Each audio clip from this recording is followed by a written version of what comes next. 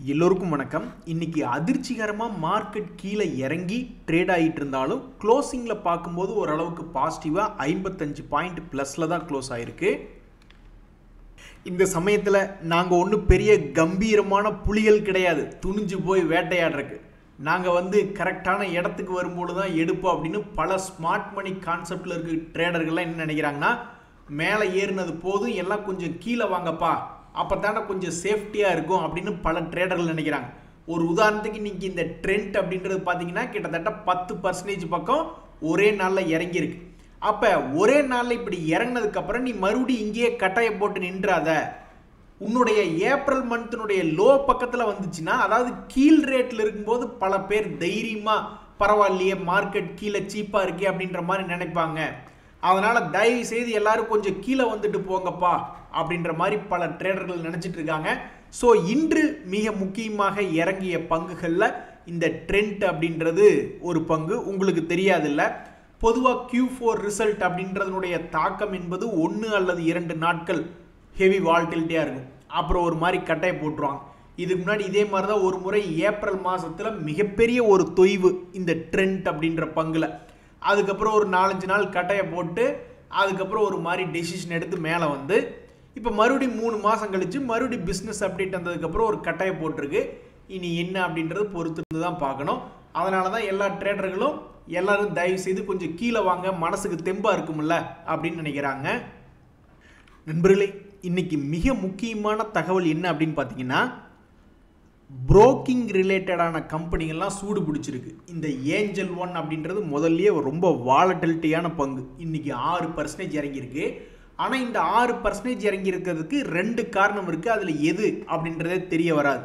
அதாவது செபினுடைய ஜேன்ஸ் அப்படின்றவங்களுடைய பேன் அது ரிலேட்டடான தகவலா, அல்லது இவங்களே இன்னைக்கு இவங்க வெளியிட்டிருந்த இவங்களுடைய பிஸ்னஸ் அப்டேட் என்பது ஒரு காரணமா அப்படின்றது தெரியல.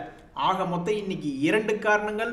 2 காரணங்களுடைய முடிவில் இந்த ஏஞ்சல் ஒன் அப்படின்றது கிட்டத்தட்ட 6% இறங்கியிருக்கு. எங்கிருந்து இறங்கியிருக்கான்னா, இதுக்கு முன்னாடி தன்னுடைய பழைய ஹையை மீட்டெடுத்த பிறகு பாதி கிணறு தாண்டிய பிறகு எங்கிருந்து 2 முறை கீழே விழுந்தானோ அதே போல இப்போ 3வது முறையாக விழுந்திருக்கு. அப்படி விழுந்திருக்கும் பொழுது 50 days மூவிங் ஆவரேஜ் என்பது பக்கத்தில் ட்ரேட் ஆகிட்டு இருக்கு. இனி அடுத்தடுத்த நாட்களில் இது மிகப்பெரிய ஒரு வாலட்டிலிட்டியை காமிக்குமா அப்படின்றது பொறுத்து இருந்தால் பார்க்கணும். நிறைய ட்ரேடர்கள் இன்னுமே என்ன யோசிக்கிறாங்கன்னா, சரி கீழே விழுந்துருங்க, எங்களுக்கு வசதியாக இருக்கும். ஏன்னா ஒரே இடத்துலேருந்து இதுக்கு முன்னாடி நல்ல அருமையை 2 முறை சம்பாரிச்சு கொடுத்துருக்கீங்க. அப்போ இப்போ வந்திருக்கிற தகவலை வச்சு விழுந்துருங்க, ஏன் யோசிக்கிறீங்க? மறுபடியும் 2000க்கு போங்க, அப்புறம் மறுபடியும் 3500ன்னு வாங்க, இப்படியே பண்ணிக்கிட்டு இருங்க, எங்களுக்கு ஜாலியாக இருக்கும் அப்படின்ற மாதிரி தான் பார்த்துக்கிட்டு இருக்காங்க. ஆனால் இன்னைக்கு 6% இறங்குறதுக்கு இன்னைக்கு 2 முக்கியமான தகவல். இதில் அவன் மார்க்கெட் எதை வச்சு மனசில் வச்சு இறக்கி விட்டான்னு தெரில. அந்த ஜேன் ஸ்ட்ரீட்னுடைய தகவல்னாலையா அல்லது இவங்களே கொடுத்துருக்கக்கூடிய இன்னைக்கு பிஸ்னஸ் அப்டேட்டுங்கிறதுனாலையான்னு தெரில. இனி எந்த காரணம்னு தெரியல. ஒரு நண்பர் தெரிஞ்சே நெருப்போட விளையாண்டுக்கிட்டு இருக்காரு. நான் எடுக்கிறது ப்ராஃபிட்டுக்காக இல்லை, ஒரு புரட்சிக்காக அப்படின்றாரு, ஒரு தேசபக்திக்காக அப்படின்றாரு. அதாவது இந்த ஓலா எலக்ட்ரிக் அப்படின்ற பங்கு 1 அல்லது 2 குவான்டிட்டி அப்படின்ற மாதிரி நான் பார்த்து எடுத்துக்கிட்டு இருக்கேன். இது 2 வீலர் இண்டஸ்ட்ரீஸில் பெரிய அளவில் வருவாங்கன்றது என்னுடைய மனக்கணக்கு. அப்படியே வரலினாலும் பரவாயில்ல, இது இந்தியாவை சார்ந்த கம்பெனி, பல புதிய இன்னோவேட்டிவ் ஐடியாக்களை கொண்டு வந்த கம்பெனி. ஸோ அது போன்ற ஒரு இந்திய கம்பெனிக்கு நான் உதவினேன் அப்படின்ற மாதிரி நான் நினச்சிக்கிட்டு போகிறேன் அப்படின்ற மாதிரி சொல்கிறாப்புல. இப்படி ஒரு பாசம் இந்த கம்பெனி மேலே. இந்த பாசத்துக்கு யார் விளக்கம் தருவா, இந்த ஷேரினுடைய சரிவுக்கு யார் விளக்கம் தருவா அப்படின்னு தெரியாமல் இருக்கு. ஆனால் ஒன்றே ஒன்று, எஸ்ஐபி அப்படின்ற முறைக்குன்னு ஒரு பவர் இருக்கு. அதாவது ஒருத்தர் போய் இந்த லம்சம்ல இங்கே வாங்கி மாட்டிக்கிட்டாரு, இப்போ கரண்ட் ப்ரைஸ் இப்படி இருக்குன்னா மொத்தமாக எவ்வளவு டிஃபரன்ஸ் வருதோ அத்தனையும் லாஸ் என்பது ஆகும். அதுவே அவர் இந்த இடத்துல லம்சமாக எடுக்காமல் டெய்லி ஒவ்வொரு ஷேர் அப்படின்னு எடுத்துக்கிட்டு இருந்தா அவருடைய ஏவரேஜ் ப்ரைஸ் 160ஆக இருக்காது, 80க்கும் கீழே இந்த இடத்துல தான் அவருடைய ஏவரேஜ் ப்ரைஸ் இருக்கும். அப்போ 80 ரூபாய்க்கும் 40 ரூபாய்க்கும் இருக்கக்கூடிய டிஃபரன்ஸாக அதனுடைய லாஸாக இருக்கும். அது மாதிரி இப்போ இந்த பங்கு இருக்கிறதுலே மிகப்பெரிய ஒரு கடும் வீழ்ச்சி அப்படின்ற நிலைமையில் இருக்கு. இதுக்கப்புறம் பார்த்தோம்னா தர தட்டி நின்றுன்னு வச்சுங்களேன், ஒரு படகு ஒரு கப்பல் கடலுக்குள்ள தான் ஓட முடியும். கரையை வந்து ஒட்டி நின்றுச்சுன்னா அப்புறம் அது எங்கே ஓடும் அப்படின்ற மாதிரி அவன் ஆல்ரெடி 40 ரேஞ்சில் அதிகமாக அடிபட்டு சின்ன பின்னமாகி தான் இருக்கான். இனி இதுக்கப்புறம் இந்த பங்கு ஒவ்வொரு நாளும் இறங்கி 0 அப்படின்னு போனால் கூட அதனுடைய மிட் ப்ரைஸ் என்பது 20 ரூபாய் தான் ஒஸ்ட் கேஸ் அப்படின்ற மாதிரி வருது ஏவரேஜ் ப்ரைஸ் என்பது. அப்போ 20 வந்து 20க்கு அப்புறம் அந்த பங்கு 0 போனாலும் 20லேருந்து 0 வரைக்கும் என்ன லாஸ் வருதோ அந்த லாஸ் வர மாதிரி இருக்கு. ஸோ இவருடைய கான்செப்டே ரொம்ப டிஃப்ரெண்ட்டாக இருக்குது. தேசபக்தி கொண்டு வந்து ஸ்டாக் மார்க்கெட்டில் விட்டுட்டாப்ல. ஸோ இவருக்கு இந்த பங்கு காப்பாற்றுதா இல்லையா அப்படின்றது தெரியல. பட் எஸ்ஐபி என்ன பண்ணும் அப்படின்னாக்கா ஏற்கனவே பார்த்த மாதிரி இருக்கக்கூடிய விலையிலிருந்து தொடர்ந்து அது 0வே போனாலும் அதனுடைய பாதி விலையாகத்தான் எஸ்ஐபி செய்யுமே ஒழிஞ்சு இருக்கிறதுலே உச்சாணி கொம்ப கொண்டு வந்து காஸ்ட் ப்ரைஸை நிறுத்தாது. ஸோ எஸ்ஐபியை பொறுத்த வரைக்கும் அது வந்து காஸ்ட் ப்ரைஸை பாதியாக குறைச்சி விடும். மற்றது ஆண்டவன் விட்ட வழி, நாட்டுக்காக தேசபக்திக்காக அப்படின்ற மாதிரி நம்ம நண்பர் சொல்லியிருக்காப்புல. ஆனால் நான் பல பத்திரிகையில் பெரிய பெரிய ஆட்கள் வந்து அவங்களுடைய தத்துவங்களை போடும்போது ஒரு தத்துவம் நான் என்ன படிச்சிருக்கேன் அப்படின்னா, ஸ்டாக் மார்க்கெட்டில் சென்டிமெண்ட்டாக ஏதாவது ஒரு பங்கோட ஐக்கியம் ஆயிராதீங்க. நீங்கள் ஸ்டாக் மார்க்கெட்டில் வியாபாரம் பண்ண வர்றீங்க, அப்போ வியாபாரத்துக்கு உள்ளே என்ட்ராகிறதுக்கு என்ன தகவல் இருக்குது, எக்ஸிட் ஆகிறதுக்கு என்ன தகவல் இருக்கோ அதன்படி போங்க அப்படின்ற மாதிரி தான் நான் பத்திரிகையில் பெரிய பெரிய ஜாம்பவான்கள் பேசி நான் பார்த்துருக்கேன். இது புதுசாக இருக்குன்னே, இது புதுசு அப்படின்ற மாதிரி இருக்குது. நண்பர்களே, இன்னைக்கு மார்க்கெட்டில் 2 முக்கியமான தகவல். அதாவது இந்த டாக்டர் ரெட்டி அப்படின்ற பங்கு வாழைப்பழத்தில் ஊசி ஏற்றுற மாதிரி கொஞ்சம் கொஞ்சமாக ஏற்றி கிட்டத்தட்ட 8% இறங்கினதுக்கப்புறம் கரெக்டாக 50 டேஸ் மூவிங் ஆவரேஜ் என்பது தொட்டதுக்கப்புறம் கொஞ்சம் 2 நாளாக மகிழ்ச்சிகரமாக இந்த டாக்டர் ரெட்டி அப்படின்றது போய்கிட்டு இருக்கு. அதே மாதிரி டாபர் அப்படின்ற பங்குல என்ன ஒரு தகவல்னா, இந்த பங்கு வந்து முதல்லயே மிகப்பெரிய ஒரு சரிவு அப்படின்றத அடைஞ்சிட்டான். ஆல்மோஸ்ட் 660 இங்கே, இப்போ 400 ரூபாய் ரேஞ்ச் இங்கே அப்படி இறங்கிய பிறகு இப்போ 50 டேஸ் மூவிங் ஆவரேஜ் அப்படின்றத இந்த பங்கு தாண்டி இருக்கு. இந்த சமயத்தில் இந்த டாப்லர் இந்தியாவுக்கு நல்லா வேணும், தேவைதான் அப்படின்ற மாதிரி சில பேர் நினைப்பாங்க. ஏன்னா அது போன குவார்ட்டரில் வந்த ரிசல்ட்டை விடவும் பாதியாக குறைச்சி 313 கோடி தான் ரிசல்ட் கொடுத்துருந்தாங்க மார்ச் குவார்ட்டரில். இனி அடுத்த குவார்ட்டரில் மறுபடியும் 500 கோடி 400 கோடின்னு காமிச்சு ஏதாவது பிக்கப் இருக்குமா, ப்ராஃபிட் ஏர்னிங்ஸ் க்ரோத் இருக்குமா அப்படின்ற மாதிரி நிறைய பேர் பார்த்துட்டு இருக்காங்க. அப்படி பார்த்துட்டு இருக்கும்பொழுது 52 வீக் லோவில் இருக்கக்கூடிய இந்த பங்கு தற்போது லேசாக மேலே ஏறி 50 டேஸ் மூவிங் ஆவரேஜ் என்பதை தாண்டி இருக்கு அப்படின்றதான் இந்த 2 பங்குகளை பற்றிய தகவல்கள்.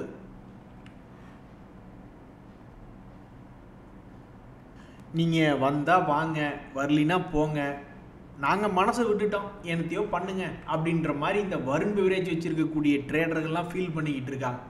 இன்றைக்கி அந்த வருண் பிவரேஜஸ் அப்படின்றது 1.25% ஏறினாலும் மனசு இல்லை யாருக்குமே. நீங்கள் என்னமோ பண்ணுங்க, வந்தால் வாங்க, வராட்டி போங்க அப்படின்ற மாதிரி மனசு விட்டு உட்காந்துட்டு இருக்காங்க. அப்படி உட்காந்துட்டு இருக்கக்கூடிய நேரத்தில் இன்றைக்கி மிக முக்கியமாக இந்த பங்கு நேற்றத்தை ஹையும் தாண்டல, நேற்றத்தை லோயும் கீழே உடச்சி க்ளோஸ் பண்ணல. ஸோ ஒரு வித்தியாசமான நகர்வாக என்னென்ன வித்தியாசமாக விமூதி பூசியிருக்கீங்க அப்படின்ற மாதிரி இது ஒரு வித்தியாசமாக இந்த கம்பெனி பண்ணியிருக்கு. ஸோ பல ட்ரேடர்கள் அடுத்த கட்ட நடவடிக்கை என்ன, இந்த ஷேரினுடைய விலை அடுத்த கட்டமாக என்ன செய்ய போகிறது, what is the next step அப்படின்றதுல எந்த விதமான இன்ட்ரெஸ்ட்டும் காட்டல. ஏன்னா மார்க்கெட்டே மேலே ஏறிக்கிட்டு இருக்கு.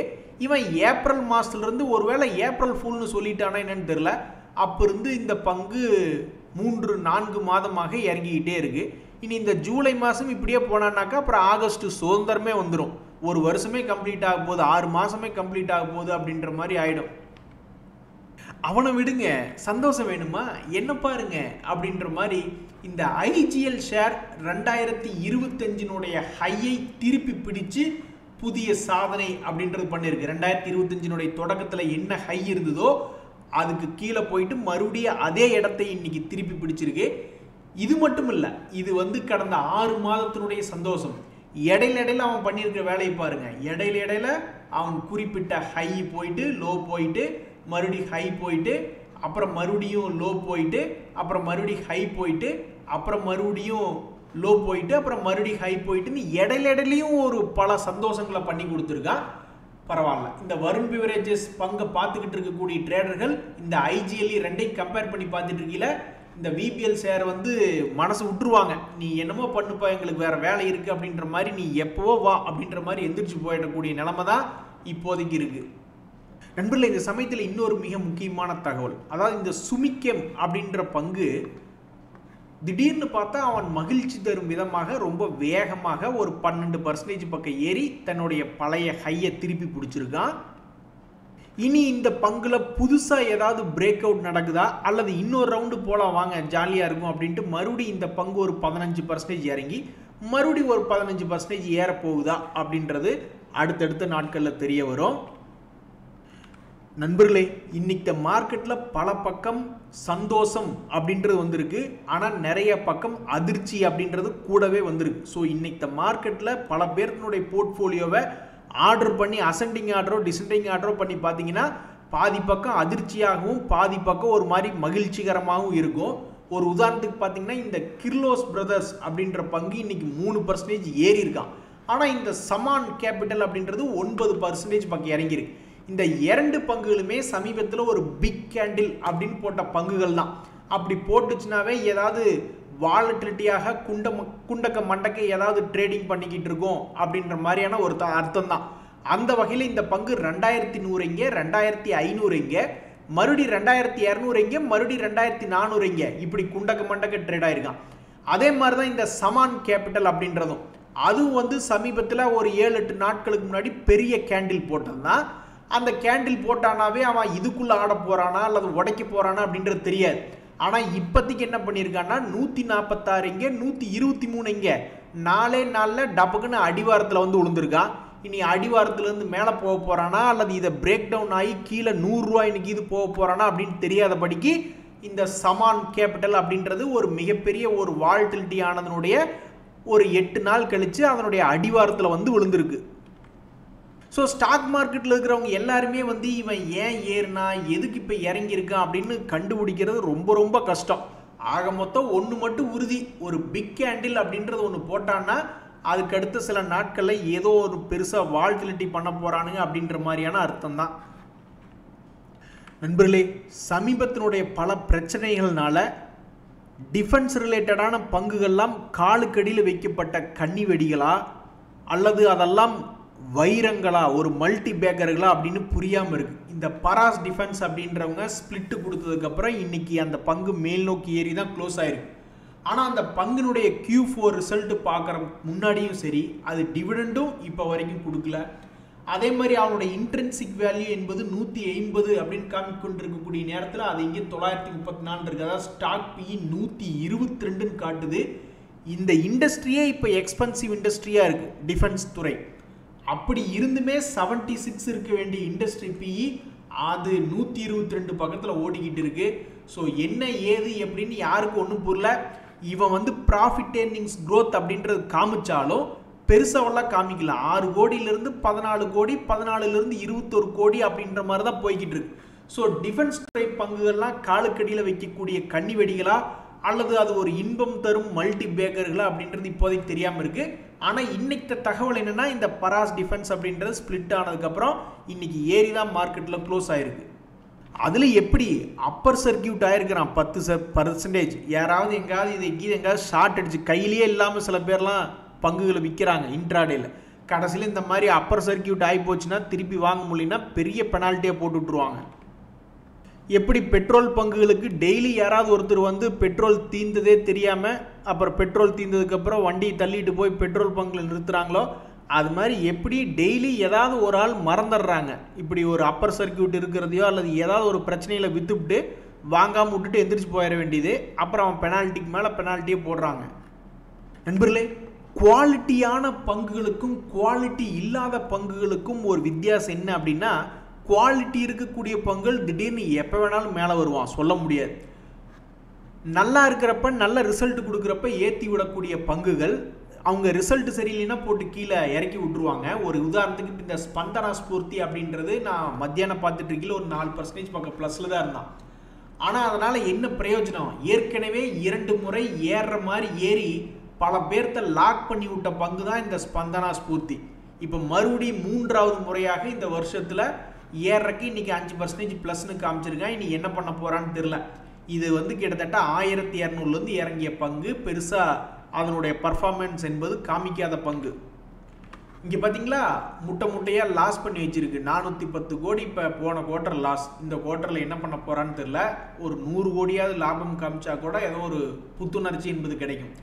இதே சமயத்தில் போஷ் அப்படின்ற கம்பெனி பாருங்க, அவனுடைய வேலை மட்டும் பாருங்க. ரொம்ப காலம் கீழே கடந்த பங்கு, பல பேர்த்த பயமுறுத்துற மாதிரி 40,000 எங்கே, 24,000 எங்கே, பல நாட்களாக கீழே படந்த அந்த 24,000 ரூபாயில் இருந்தது. இன்னைக்கு தேதியில் எடுத்து பார்க்கும்போது 36,000 ஆகி பாதி கிணத்தையும் தாண்டி ஆல்மோஸ்ட் பழைய ஹை பக்கத்திலே வந்துட்டான்.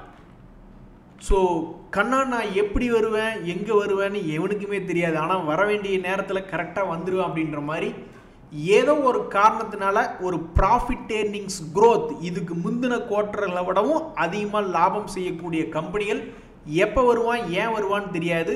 பட் இருந்தாலும் ஏதாவது ஒரு டைமில் இப்படி வந்துடுறானுங்க அப்படின்றது தான் வரலாறு சொல்லுது. ஸோ இந்த போஷ் அப்படின்ற கம்பெனிக்கு ஒரு சிறந்த கைதட்டுக்கள். இந்த சமயத்தில் ஜம்னா ஆட்டோ அப்படின்ற பங்கு 2.5% டிவிடெண்ட் கொடுத்து கொண்டு இருக்கக்கூடிய பங்கு. அவனுடைய சமீபத்தினுடைய ரிசல்ட் வந்து ஆட்டோ துறையிலே ரொம்ப ஸ்லோவாக இருக்கக்கூடிய சம்பளத்தில் 40 கோடி, 44 கோடி, 50 கோடின்னு கடந்த 3 குவார்ட்டர்களாக ஏறுமுகமாக காமிச்சிருக்கக்கூடிய இந்த கம்பெனி, இந்த கம்பெனியினுடைய முதலீட்டாளர்களை பொறுத்த வரைக்கும் டிஐஸ் தங்களுடைய ஹோல்டிங் பர்சன்டேஜ் இன்க்ரீஸ் பண்ணியிருக்காங்க, எஃப்ஐஎஸ் குறைச்சிருக்காங்க. இப்படி இருக்கக்கூடிய நிலைமையில் இந்த பங்குமே தன்னுடைய 52 வீக் லோலிருந்து கொஞ்சம் மேலே ஏறி ட்ரேட் ஆகிக்கிட்டு இருக்கு. இனி இவனுக்கு என்னைக்கு நல்ல காலம் பிறக்கும் அப்படின்றது தெரில. ஏதாவது போஷ் மாதிரி நல்ல காலம் பிறக்குமா இல்லையா அப்படின்றது தெரில. பட் இப்போதைக்கு டிவிடெண்ட் கொடுத்து கொண்டும் அதே மாதிரி 52 வீக் லோ பக்கத்துலையும் ட்ரேட் ஆகி கொண்டு இருக்கக்கூடிய ஒரு பங்காக இந்த ஜம்னா ஆட்டோ அப்படின்றது இருக்கு. இனி இவனுடைய ரிசல்ட் இவனை என்ன செய்யும் அப்படின்றத பொறுத்து இருந்து தான் பார்க்கணும். இந்த வீடியோவினுடைய மிக முக்கியமான இடத்துக்கு நம்ம வந்திருக்கோம் நண்பர்களே. கடைசி கட்டம், அதாவது இந்த கல்யாண் ஜுவல்லர் அப்படின்ற பங்கு சமீபத்தில் கீழே விழுந்திருந்தா மறுபடியும் தன்னுடைய ரீசன்ட் ஹையை திரும்பி வந்து சந்தோஷத்தை கொடுத்தது தான் இந்த கல்யாண் ஜுவல்லர். ஆனால் தங்க மயில் இன்னும் அது வரைக்கும் அப்படி வரல. ஸோ ஃபண்டமெண்டலாக பார்க்கும்போது கல்யாண் 0.2% தான் டிவிடெண்ட் கொடுக்குறான், தங்க மயில் 0.66% அப்படின்றது கொடுக்குது. இந்த சமயத்தில் இந்த பங்கினுடைய சமீபத்தினுடைய குவார்ட்டர்லி ரிசல்ட்ஸ் அப்படின்னு பார்க்கும்பொழுது 48 கோடியிலிருந்து 31 கோடியாக குறைந்திருக்கு. இவங்களுடைய ப்ராஃபிட் ஏர்னிங்ஸ் க்ரோத் என்பது இல்லாமல் ப்ராஃபிட் ஏர்னிங்ஸ் என்பது வீழ்ச்சி அடைஞ்சிருக்கு, 48 to 31 கோடி அப்படின்ட்டு. அதுவே கல்யாண் ஜுவல்லரி அப்படின்றதுல பார்க்கும்பொழுது இதில் பெருசாக வீழ்ச்சி அடையல, 219 கோடி டு 188 கோடி அப்படின்ற மாதிரி தான் வீழ்ச்சி அடைஞ்சிருக்கு. இப்போ இந்த சமயத்தில் தங்க மயிலுக்கு என்னாச்சு அப்படின்னு பார்த்தீங்கன்னா, சமீபத்தினுடைய ஹையை இதை மீட் எடுக்கல, கீழே விழுந்தவன் விழுந்த மேனிக்கே ஒரு எஸ்ஐபி கான்செப்டுக்கே பால் ஊற்றின மாதிரி ஒரு 2-3 மாதமாகவே மூவ்மெண்ட் இல்லாமல் பால் ஊற்றிய பட்டுக்குட்டியாக கீழே படுத்து தூங்கிக்கிட்டு இருக்கு. ஸோ இவங்களுடைய ரிசல்ட் சீசன் இனி ஸ்டார்ட் ஆனதுனால வரக்கூடிய ரிசல்ட் அடுத்து வரக்கூடிய வாரங்கள்லையோ அடுத்து வரக்கூடிய மாதங்கள்லையோ இவனுக்கு ஏதாவது ஒரு சந்தோஷத்தை கொடுத்து மேலே ஏற்றுமா அல்ல ப்ரீவியஸ் லோவுக்கு கொண்டு போய் விடுமா அப்படின்றது தெரில. ஏதாவது ஒரு பெரிய மூவ்மெண்ட் பண்ணி காட்டுமா அப்படின்ற மாதிரி இந்த தங்க மயில பார்த்துக்கிட்டு இருக்காங்க. இந்த சமயத்தில் லார்ஜ் கேப் என்னங்க, லார்ஜ் கேப் நான் பண்ணியிருக்கேன் பாருங்க வேலையை அப்படின்ற மாதிரி சாரதா கிராப் கேம் அப்படின்ற ஒரு பங்கு அப்படியே ஆடி அசந்து போயிட்டாங்க நிறைய பேர். எப்பா, சமீபத்தினுடைய 400 ரூபாய்களில் போய் விழுந்த இந்த பங்கு மறுபடி 918 எப்படியெல்லாம் சம்பாரிச்சு கொடுத்துருக்கான். இத்தனைக்கு அந்த பங்கு வெறும் 8,293 கோடி தான் அதனுடைய மார்க்கெட் கேபிட்டல். என்னமோ போங்க நண்பர்களே அப்படின்ற மாதிரி ஆயிடுச்சு. இந்த சென்னை பெட்ரோ அப்படின்ற பங்கு இருந்திருந்து கொஞ்சம் மேல் நோக்கி ஏறி வந்தால் அதுக்குள்ளே ட்ரம்ப் அவர்கள் வந்து வாரம் முடிச்சு விட்டுட்டாப்ல. அப்புறம் அந்த பங்கு இறங்குச்சு, மறுபடியும் 2வது அட்டம்ப்ட் இது ஏறக்கு முயற்சி பண்ணுறானா அப்படின்றது தெரியல. இன்னைக்கு இந்த மார்க்கெட்டில் சென்னை பெட்ரோ ஷேரினுடைய ப்ரைஸுமே கவனிக்கத்தக்க அளவில் மூவ்மெண்ட் காமிச்சிக்கிட்டு இருந்தது. நண்பர்களே, இந்த வேதந்த் ஃபேஷன் அப்படின்றது எனக்கு தெரிஞ்சு ரொம்ப நாட்களுக்கு பிறகு ப்ளஸில் வந்த ஒரு பங்காக இன்னைக்கு தன்னைத்தானே ஒரு 3% ஏறின மாதிரி காமிச்சிக்கிட்டா. இது டிவிடெண்ட் கொடுக்கக்கூடிய பங்கு 1%. இவனுடைய சமீபத்தினுடைய குவார்ட்டர்லி ரிசல்ட்டில் என்ன பிரச்சனையாச்சுன்னா 158 கோடியிலேருந்து அப்படியே வெகுவாக குறைஞ்சி வெறும் 101 கோடி தான் லாபம்னு காமிச்சான். அப்போ இப்போ வரக்கூடிய குவார்ட்டரில் மறுபடியும் ஒரு 200 கோடிக்கு தாண்டினானாவோ அல்லது 150 கோடியை தாண்டினானாவோ ரொம்ப மகிழ்ச்சியாக இருக்குன்னு இந்த ஷேரை வச்சுருக்கிறவங்களாம் பார்க்குறாங்க. ஏன்னு சொல்லுங்கள், இது வந்து ஒரு ட்ரெண்டிங் கிளியாக பல முறை ஏறுவதும் இறங்குவதும் ஏறுவதும் இறங்குவதும் ஏறுவதும் இறங்குவதுமாகவே சமீபத்தினுடைய வருடங்களில் இருந்துட்டு இருந்திருக்கு. அப்போ அடியாளத்தில் இருக்கக்கூடிய இந்த நேரத்தில் இந்த வேதாந்த் ஃபேஷன்ஸ் இன்னைக்கு ஒரு 3% ஏறி மார்க்கெட்டில் டாப் கெய்னர் லிஸ்ட்டில் ஒருத்தனா வந்திருக்கக்கூடிய இந்த வேலையில் அடுத்தடுத்த மாதங்களில் ஏதாவது ஒரு 200 கோடியோ 150 கோடியோ ஏதாவது குவார்ட்டர்லி ரிசல்ட் லாபம் கொடுக்குமா, மறுபடியும் இந்த பங்கு ஏதாவது ஒரு ட்ரெண்டிங் கிளியாக ஏறி வருமா அல்லது இன்னும் சிறிது கீழே போகுமா, என்னை இவன் தான் 1% டிவிடன் கொடுத்துக்கிட்டு இருக்கானே அப்படின்ற மாதிரி சிலர் பார்த்துக்கிட்டு இருக்காங்க. நன்றி, வணக்கம்.